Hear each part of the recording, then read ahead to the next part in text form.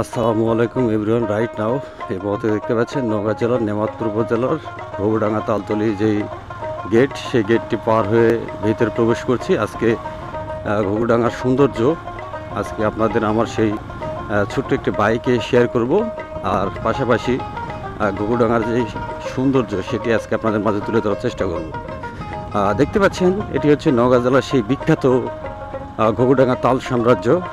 এক পায়ে দাঁড়িয়ে আছে, এক পায়ে দাঁড়িয়ে উঁকি মারে আকাশে। তো এই চমৎকার তাল গাছের সুন্দর ভিউ যদি আপনারা দেখতে চান, পেতে চান, তাহলে কিন্তু আপনাদের বারে বার কিন্তু আসতে হবে সেই ঘুঘুডাঙ্গা তালতলি। বাংলাদেশের মধ্যে এরকম নজিরবিহীন কোনো জায়গা আছে বলে আমার মনে হয় না। এত সুন্দর একটি তাল সাম্রাজ্য, যেখানে আপনারা দেখতে পাচ্ছেন যে একই সাইজের সব তাল গাছ একসাথে দাঁড়িয়ে আছে রাস্তার দুপাশে, আর এত পরিমাণ শোভা ছড়াচ্ছে। দেখতে পাচ্ছেন দুই পাশে ধানি জমি, সবুজের গালিচার চাদরের মাঝখানে কিন্তু এই সুন্দর একটি তাল সাম্রাজ্য আপনারা এই মুহূর্তে আমাদের স্ক্রিনে দেখতে পাচ্ছেন।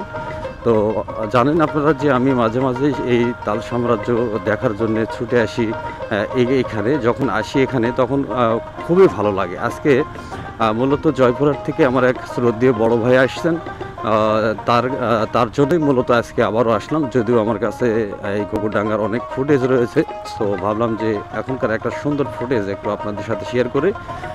যদি হিমেলা হাওয়া বাতাস পেতে চান তাহলে অবশ্যই এখানে আসতে হবে। দেখতে পাচ্ছেন রাস্তার দুই পাশে, আপনারা হয়তো দেখতে পারলেন যে রাস্তার দুই পাশে অনেক মানুষ কিন্তু এই ছায়াতে অবস্থান করছেন।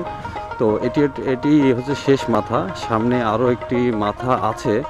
সো আপনারা, জানি না ভিডিওটি আপনাদের কাছে কেমন লেগেছে। যদি ভালো লাগে অবশ্যই ভিডিওটি শেয়ার দেবেন। পরবর্তী ভিডিও দেখার আমন্ত্রণ জানিয়ে আজকে ভিডিও এখানে শেষ করছি। ততক্ষণে সবাই ভালো থাকবেন, সুস্থ থাকবেন। আল্লাহ হাফেজ, আসসালামু আলাইকুম।